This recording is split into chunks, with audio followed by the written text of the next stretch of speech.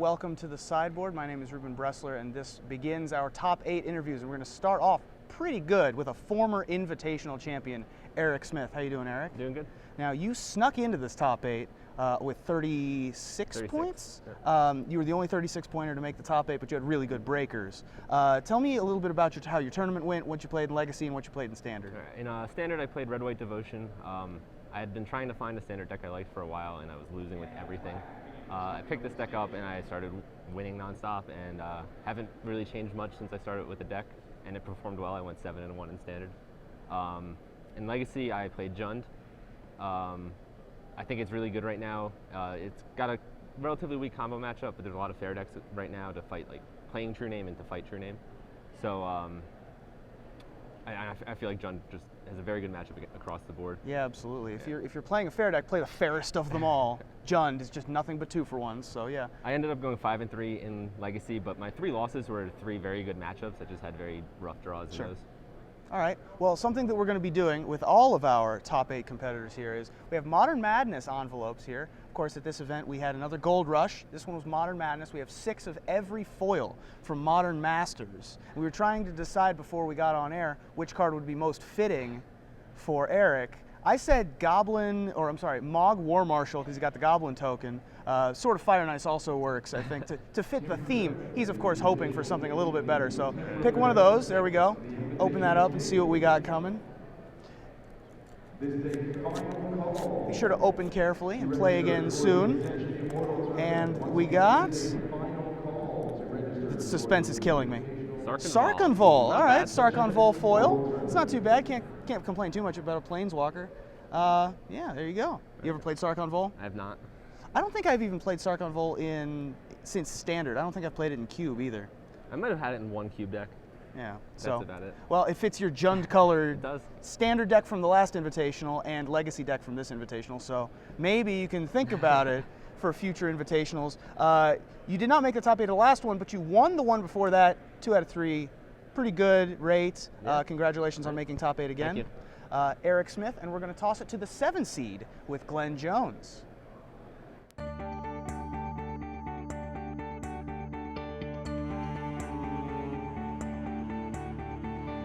Hello everyone, I am Glen Jones, and I'm here with Andrew Shrout, Pro Tour Top 8 competitor, a Mox competitor, and now an SCG Invitational Top 8 competitor. This is your first SCG Invitational Top 8 though, right? Yes. All right, well, congratulations. Why don't we first start by covering the decks that you played. You're going to be playing Standard, so we'll start instead with Legacy. I know you played a Death and Taxes deck. You showed it to me a little bit before the event.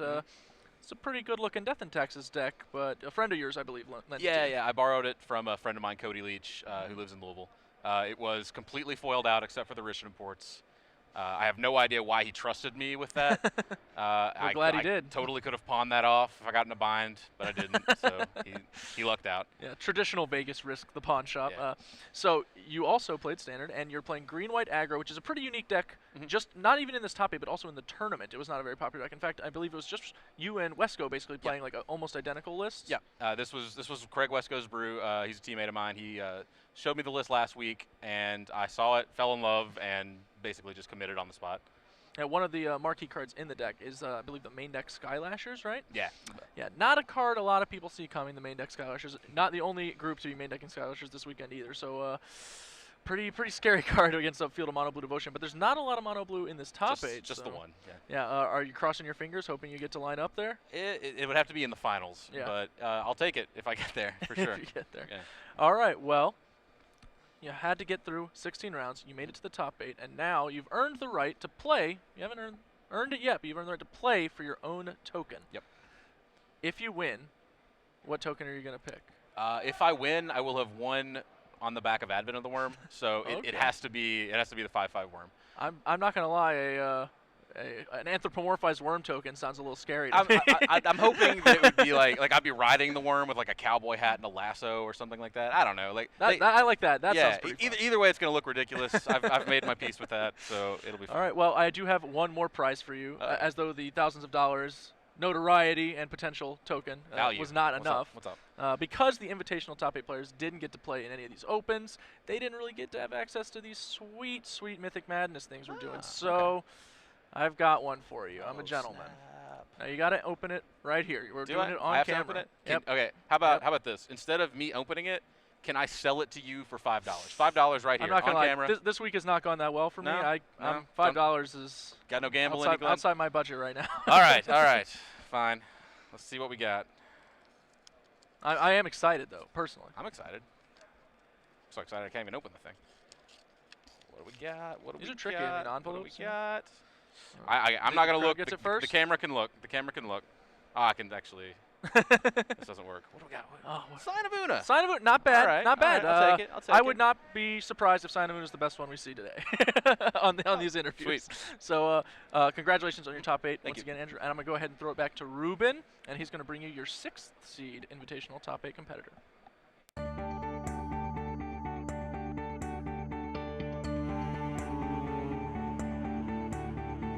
Welcome back to the sideboard. I am joined by your 6th seed, Alex Bertoncini. Alex, congratulations on making top 8. Thank you. Tell me a little bit about your tournament. What did you play in Standard and Legacy, and how do you feel about the formats? I played blue-white control in Standard. I geared it a little more heavily towards what I expected the Invitational metagame to be, which was more control decks. So I put 3 Aetherlings in it because I figured that of all the cards that you want in the matchup, you just always want to play Aetherling. Right. It allowed you to play it more recklessly rather than play it with like 2 counter spells open and mana open. Before you just play it more recklessly, and it gives you a very good control mirror match, which I played against like 5 or 6 times in the open. So Sure. it was like just very, very good for me there. And then in Legacy, I played Esper Deathblade. It's the deck I had the most practice with.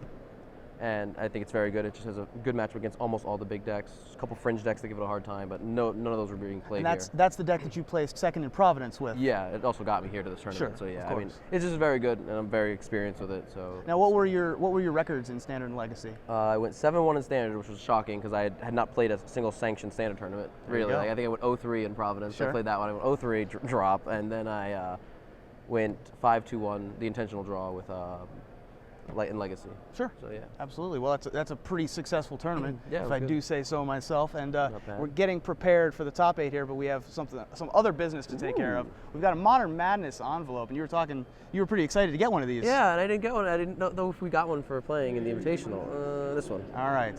Let's see what we get. What are you hoping for? What do you think? Spell Stutter Sprite. That's a good one. Spell Stutter Sprite. Yeah. All right. Spell Stutter Sprite.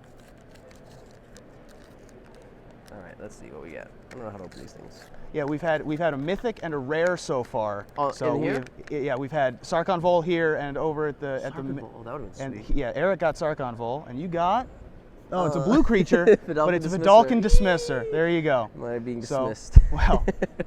Well, I'm going to have to dismiss you Yes. now because we got some more interviews to get to. Alex, Sounds good. congratulations Thank you very once again. much. Thank you for joining me. We're going to Thank toss you. it back to the booth.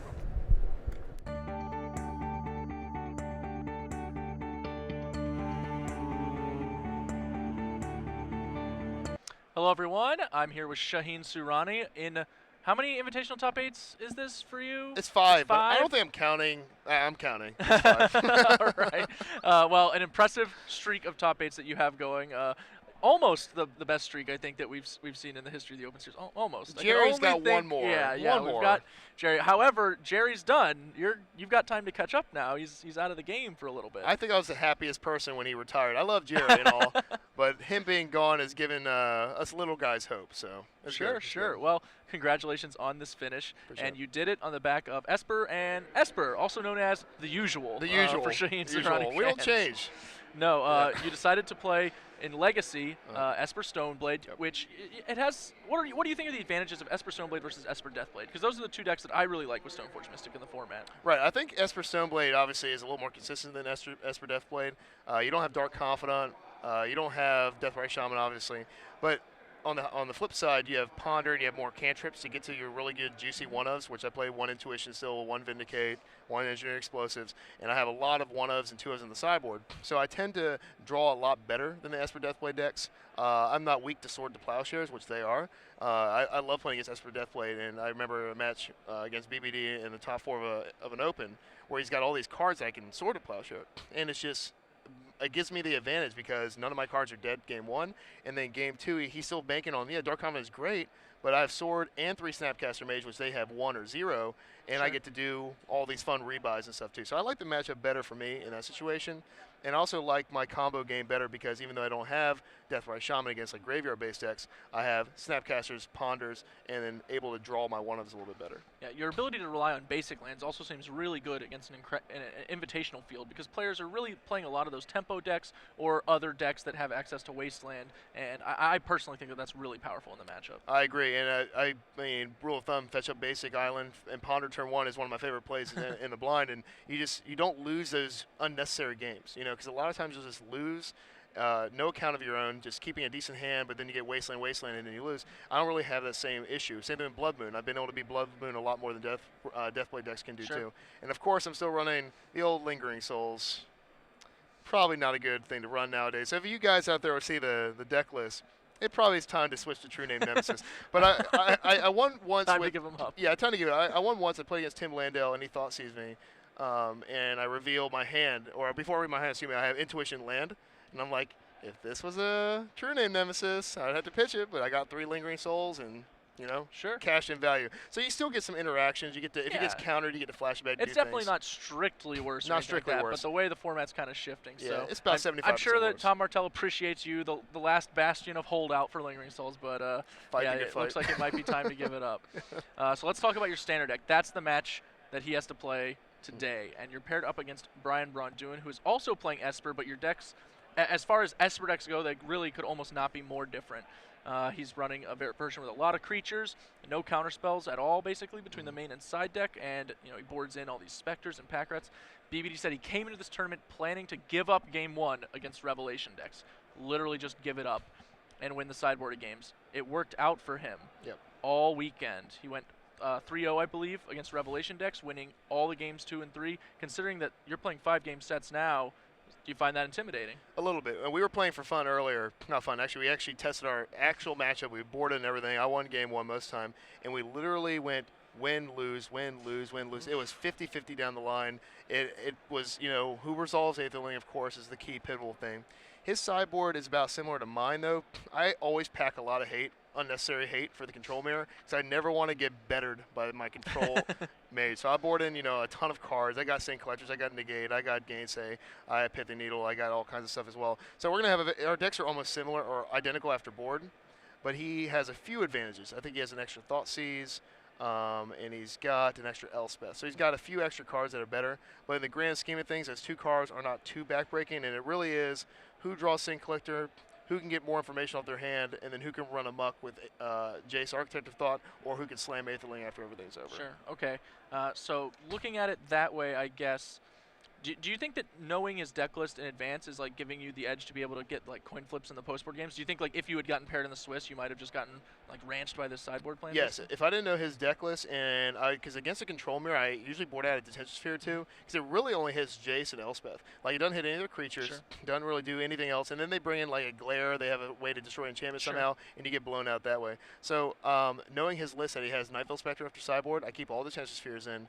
That information is crucial because Nightveil Spectre can get out of hand. I still board out all my verdicts, and I was talking to him earlier. He's not going to bring a Pack Rat against me because he still doesn't want to run into my 4 Detention Sphere, Merciless Eviction answers. And after board, the worst thing about Pack Rat in the control mirror is that all your cards are so juicy that you're discarding.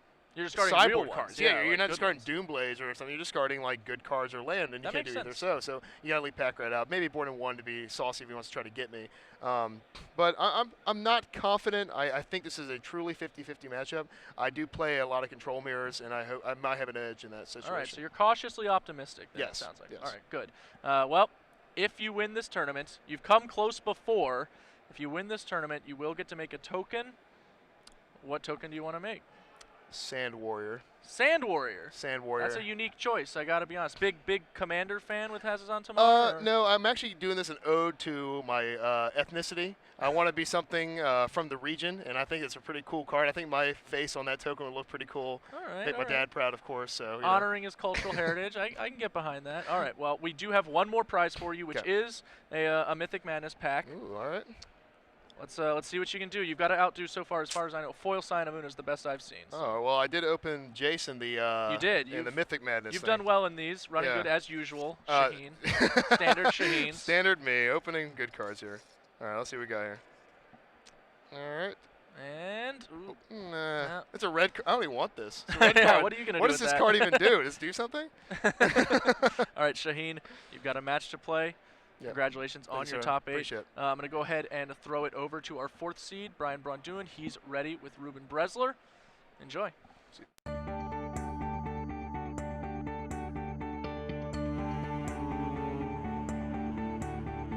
Welcome back to the sideboard, and I am joined by Brian Braun-Duin. Brian, congrats on another Invitational top 8. Thank you. This is back-to-back. Yes. 3 overall. 4. 4 overall. 4 overall. I miscounted.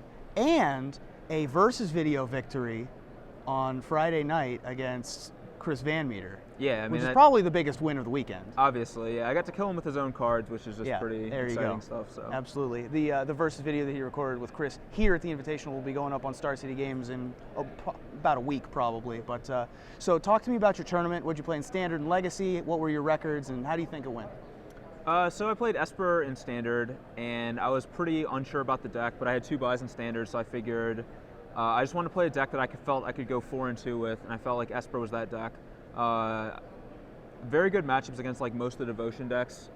Pretty good matchup against like a lot of the aggressive decks, and then I thought my control matchup was a little loose, but I was hoping to like not have to play against it a lot and just try to get a 4 and 2 out of it. And then I played Sneak and Show and Legacy, which I thought was going to be amazing. Based on like the recent tournament results, there's a lot of decks that just aren't that good against Sneak and Show. They've been like doing well in tournaments, so I was pretty sure that it was going to be an awesome choice.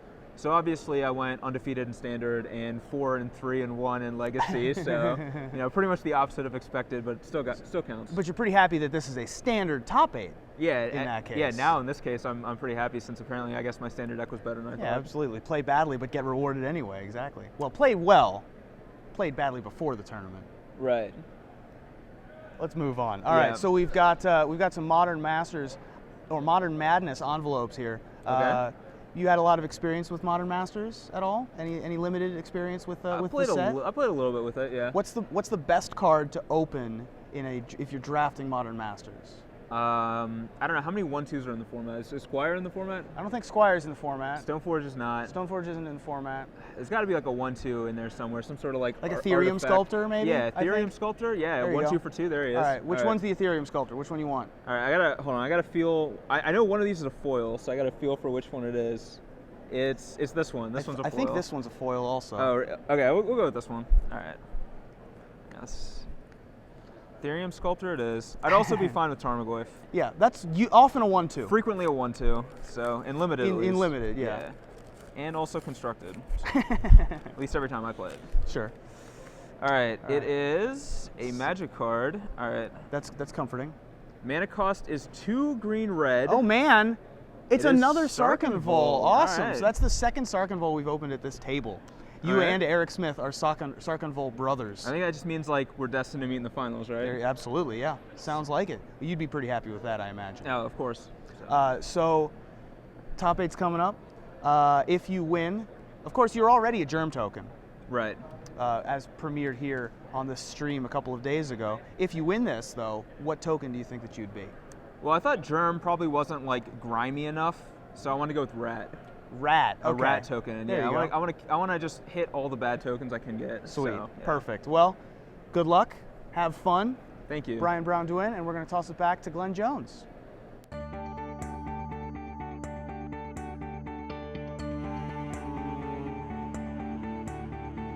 Hello, everyone. I am here with Max Brown, Invitational top 8 competitor. Congratulations, Thank Max. Impressive showing. You played in this tournament 2 different decks, Legacy and Standard, as everyone did, and you're pretty excited about your Legacy deck, so let's talk about that. You played Blue-Red Omnitel to a 6-0-2 finish. Didn't lose a match in Legacy. Is so excited about the change over to Standard, I bet, right? Or no? No, it's okay. It's fine.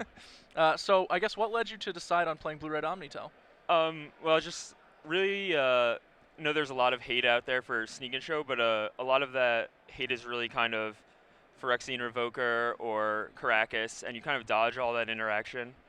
And at the same time, you're still like a combo deck that's extremely fast. You can win on turn 2, you can win on turn 3, but you kind of just only care about counterspells and discards, Sure. so much narrow axis of interaction, and just don't care about True Name Nemesis or any of the other kind of games that are going on in the format. I guess as people have kind of started to direct themselves more against the creatures and the sneak attacks specifically, that gives you a lot of space to get in there with the Omniscience. Yeah, definitely.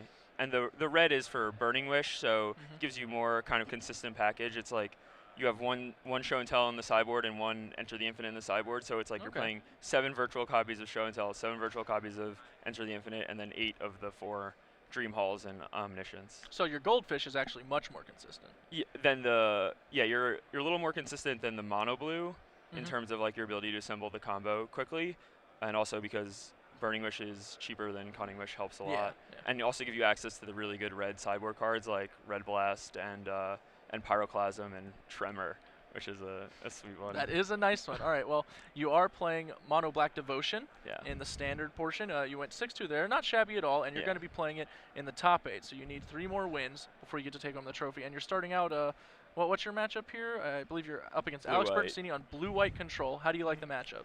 I think it's real close. I might be a slight dog in the post-board games, but it's really like the way the cards line up against each other is very specific to the draws. So it can go either way real easily. I mean, I'm obviously going to try to get out there with Underworld Connections, and I have 2 Ereboses post-board, which is probably the best card in the matchup. Yeah, it seems to me like you really got to just chip in for damage where you can and try and grind them out. And Erebos is great for that, especially when you can tax their spheres. Yeah, and you could also keep them off of gaining life off Revelation, which makes it so your Gray Merchants are much more relevant. That's kind of be the strategy: attack their hand, attack their answers, use all the information from Lifebane Zombie, Duress, and Thoughtseize to kind of craft out a game plan that's so like, well, I know I can extend into a Wrath if they don't have it or whatever. Just try and get as much value, make them as inefficient as possible. Yeah, exactly. Like playing spells on the turns where they want to rev is, in my experience, going to be really huge. Yeah. And the Lifebane Zombie is real good against. He has a lot of Planeswalkers. Yep. So Lifebane Zombie is real good against their Planeswalkers. All right. Requires its own answer. Excellent. Well, I see you wearing a shirt there. Yeah. You support a local store. Any friends back home you'd like to thank? Helped you out along the way? FlipsideGaming.com. Definitely want to shout out to Greg, who's the owner of the store, my boss, and really nice guy. Putting in the brownie points. I see. All right, Maxwell, if you win this tournament, if you make it through the 3 rounds, you will get to make your own token. Yeah. What kind of token do you want to be? Oh man, I've been getting so many Facebook messages. I mean, like, oh, you should be an insect, you should be a germ, you should be a worm, not the good kind, the WU, the WURM. But I think like the one that most resembles me is it's got to be human, you know, just a. Yeah, I see that. You look. He's got a real human look to him. Real human. All right, well, we have one more prize for you, which is a Modern Madness booster pack. This is what I was here for. Yeah, this is what everyone came for. This is Vegas. This is the gamble. Go for it. Smells good. So far, I believe Foil Sign-Of-Winter remains the best of the top 8 competitors. I think Sark and Vol is not that cool. That's coming from me. All right. It's red. Oh, that's not Sudden good. Shock. Sudden Shock number 2. Shaheen Tsurani also opened a Sudden Shock. That's 2 Sudden Shocks on my side. I guess Ruben's bracket's getting the better value on this one so far. Well, Max, congratulations once again, and good luck. I am going to go ahead and throw it over to Ruben. He'll bring you his interview with the number 2 seed, Taya Steel.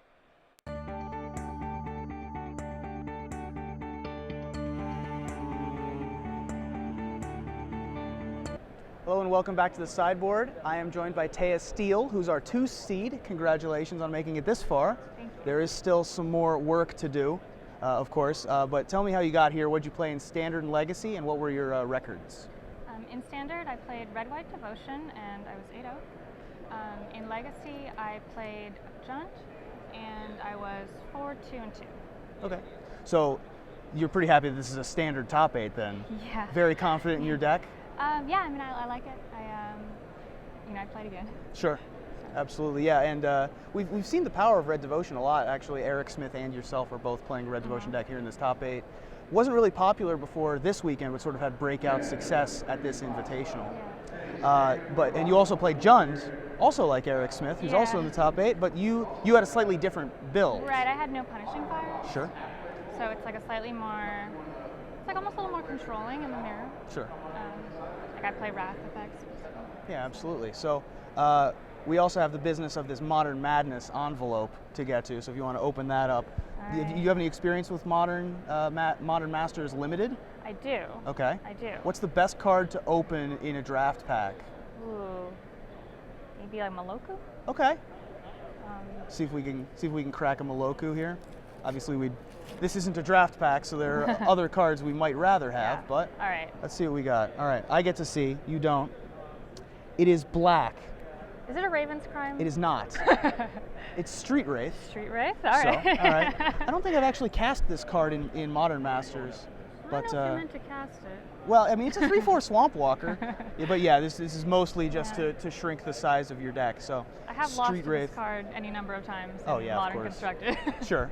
Yeah, I've lost to it several times in lots of formats, including Standard back in the day.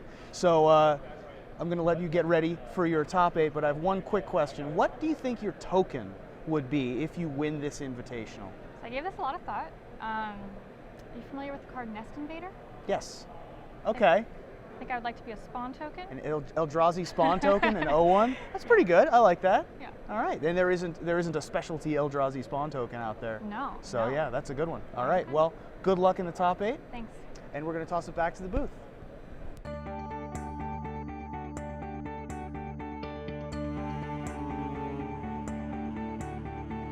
Hello, everyone. I am here with our #1 overall seed, Greg Hatch. Congratulations. You'll have the play in every round of top 8. Thank you. That's a significant handicap for your opponents. I have my bad breakers to thank for that because I had to play the last round. Yeah, so it all wound up working out when you chalked a win in that last round. I believe that was against Matt Nass, right? That's right. That was an All right. incredible. It's still astounding the amount of variance that went into that match. It's outrageous. All right, well, you are playing a lot of islands in this tournament. Probably more islands across 150 cards than anyone else, I would guess, right? I mean, maybe a high tide player was playing mono blue, but that's bad. You played Merfolk in Legacy, a deck that hasn't gotten a lot of respect lately, but with the occurrence of True Name Nemesis, has actually gotten a pretty big boost. Yeah, and actually I think you're right about that because there's no fetches in Merfolk and there's fetches everywhere else. Anyway, but the True Names are awesome because you're allowed to now cut Wasteland, like in a way, like it gives you a reason to that. Maybe you should have kind of cut it before anyway, but now that it's like you need Cavern, you can go Island, Cavern, True Name, and most decks, if you have 2 counters, if they're interacting with creatures, they just can't beat it. And so from there, you kind of figure out like how the rest of the game's going to go, and then between Adept and the Lords, they have to play around a lot of different kind of strategies: the grind, the overwhelm, and having access to Force with like 1 million blue cards. You're just never in a terrible spot after a mulligan. Okay, well, it certainly worked out. The standard deck that you'll be relying on for 3 more wins, hopefully, in order to clinch this trophy, that's Mono Blue Devotion. What convinced you to play Mono Blue Devotion in this event? I know you just came off a top 8, so clearly you decided things worked out there. Run it back? Well, I had access to Mono Black, and I liked Mono Blue when I played in the tournament, and I lost to Red White, and I figured like the reason why I lost was why I felt confident going back in and playing the same deck by kind of changing the list a little bit to have cards that aren't narrow but are good against that matchup. But I really discounted blue-white, and at the beginning of the tournament, I actually was lamenting not playing blue-white control. Okay. And it could still be that it was better because I went 6-2 in standard. Although that being said, I love this deck. Master Waves is awesome. Nightveil Spectre is completely unreasonable, and even Cloudfin Raptor, you can do some cool things with the Pongify card. Tidebender tapping Pongify tokens, like these things just all excite me. All the minor amount of value you can accrue over the course of the any tournament. fringeness, I want to get on board. All right. Well, you do have a tough matchup in the top 8. It's the deck that dispatched you previously, but it seems like this time you've come a little bit more prepared. Eric Smith's playing the Red-White Devotion deck, and you're packing a lot of hate for him now. Right, and I assume that this is something he'll hear after the fact, but I have 3 Ratchet Bomb in the board. Between the 4 Domestication, 2 main, 2 board, which are just completely insane, but I think everybody knows about that. But the Ratchet Bombs I put in for all sorts of reasons. It's good in the mirror for wave tokens, but against Chain to the Rocks, it's just completely it's just not reasonable at all. Like, he can't play 2. He no longer can play it without me having an answer to Master. He needs more to deal with Master of the Waves, and that card is incredibly hard to beat. So, I don't have to rift an Oblivion Ring anymore, you know what I mean? Like, he gets to replay it, but with Ratchet Bomb, it's just dead, and it's just so versatile at beating Burning Tree draws. I really can't be happier with the matchup. All right, well, that means you'll probably be looking at moving to the top 4. It looks like we've got some more controlling decks there. Well, I'll stop you there, though, because in Legacy, I played against him, and I was playing Merfolk. He was playing Punishing Fire Jund. So, I mean, there is no worse matchup in Legacy for Merfolk than Punishing Fire Jund. And he mulled to 4, then mulled to 6, and I managed to squeak one out, even though I almost lost in the mull to 4. And so I don't want to say anything about how good the matchup I'm is. sorry. If I take back the jinx, I won't throw it out there. I know talking to Eric before the event, he was just like, it looks so bad. I can't do any. Boris Reckoner beats my whole deck, and he can just take all of mine. And he was dismal about his chances. Man. So I look forward to seeing the match. Greg, congratulations on the top 8. Thank you so Before much. I let you go, what's the token that you're going to choose if you win? Well, I was on a Swan Song, and I was on Elemental 1-0 and then I saw the Zektar Shrine 7-1, but Swan Song seems like the best. Swan Song? All right, that's definitely like it's that got a nice ceiling too. You know, Swan Song's going to see playable in And you internal get to formats do for like a the long thing where you time. just kind of hand it to your opponent like that, you know. All right, well, I have one more thing for you. One more prize that you have won, Yeah. which is a Modern Madness booster. You're the Well, last hey. of our top 8 to receive one. Awesome. Hopefully, we've saved the best for last. Go ahead and open it right now. Yeah. We'll see. Share with the audience what you received. Did you pack a Greater Gargadon in here just to? God, if it was Guardian, that would be awesome. Oh, jeez. Oh, Glen Elendra Archmage. Is that all? A personal favorite, the Yeah, this Glen card's amazing. Elendra. So once again, congrats on the top 8. After this, we'll be throwing to a live newsning, short break, and then you'll see Ruben Bresler's live newsning from the Invitational going over the top 8, and then we'll actually be starting the top 8, which means you get to play some matches. Yep. All right, I'm excited. Best of 5 too. Yeah, we'll see you guys after the break. Thank you.